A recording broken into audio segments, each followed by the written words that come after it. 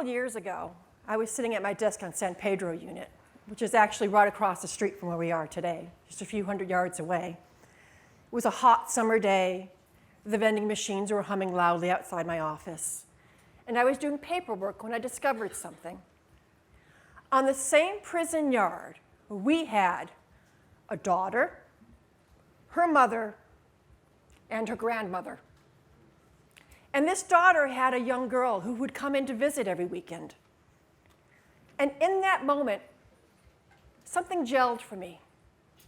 And I realized that if nothing changes, nothing changes. Without some major change occurring in this young girl's life, and indeed in the life of her family members, she had essentially been sentenced to prison without ever committing a crime. My name is Karen Hellman. I'm the Division Director for Inmate Programs and Re-Entry for the Arizona Department of Corrections. Now, growing up, I never thought I'd work in prison. I mean, it's not exactly every young girl's dream. All my friends thought I'd work in high fashion. Well, I'm not exactly that.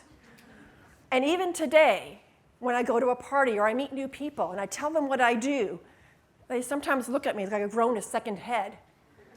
I mean, who in their right mind wants to work in a prison? I do, and so do many others.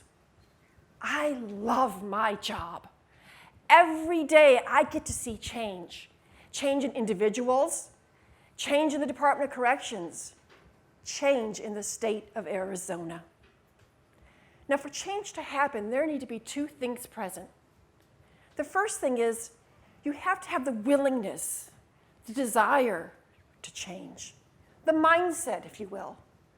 And the second thing is you have to have the knowledge, the abilities, the skills, skill set. And you need both of these together. One without the other won't do you much good. I can put an inmate in a career technical education program, and they can learn a skill like plumbing. They can get out and get a job as a plumber. They can support themselves, support their family. But if they haven't changed their mindset, and if they're still out there running with their old buddies, drinking and drugging, committing crimes, how long is that career going to last?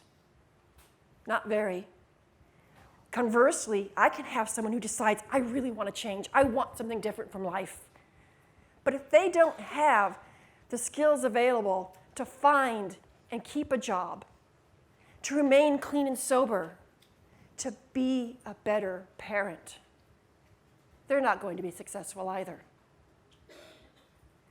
But as I said, I do see change happen. It's like lightning in a bottle when it happens, but it happens, and it happens often. Individual change, like that with Timothy and Chantel, two people who had the mindset change about education to start viewing it as something of value and something they wanted.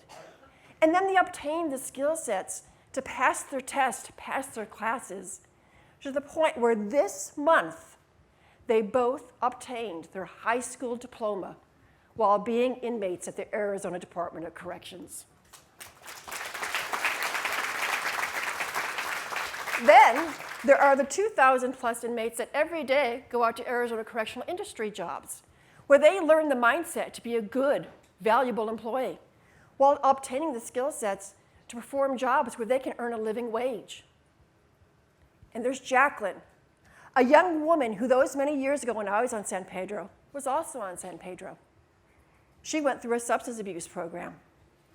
And to this day, every year she contacts me at least once to let me know how she's doing, how her career is progressing, how her family relationships have mended and grown, and how every day she wakes up and puts herself in the mindset to remain clean and sober. Change happens. And when change happens, amazing successes can occur. One of those are our second chance centers. We have them at 3 of our prisons.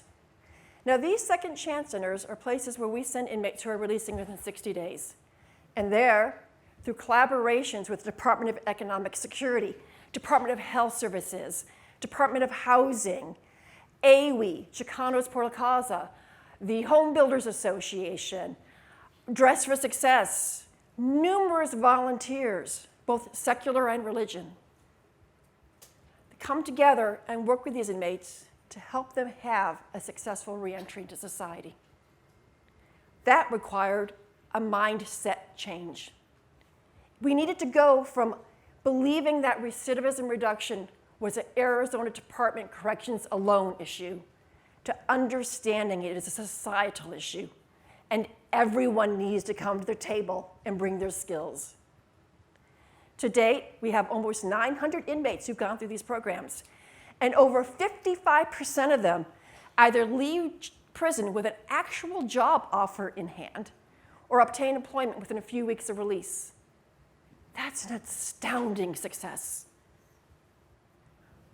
Another major mindset change that's occurred is that the Arizona Department of Corrections has been asking employers to hire our ex-inmates. And one day, we realized we need to lead by example. If we want employers to hire people who have felonies on their record, what had we better do? We better lead the way and hire them ourselves. And so today, the Arizona Department of Corrections has people working for it that have felonies on their records. We have people working for us who were in prison with us. We have people working with us who are still on community supervision status with us. People like Kiana and Kenya, two women whose names may be familiar to some of you. They were inmates here at Perryville just over a month ago. And today, they work as ADC state employees at our central office. Change happens, and it's exciting.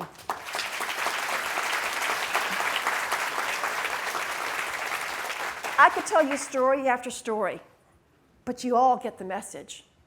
Mindset plus skill set can lead to change and a true second chance at life.